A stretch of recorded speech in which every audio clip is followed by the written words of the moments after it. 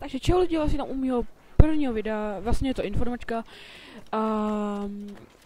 tohle jenom si tam hraju, takhle, možná, že z tohohle budu i natáčet, takže to, jenom jsem si chtěl nějaký věci, co potřebuju říct a takový, takhle, že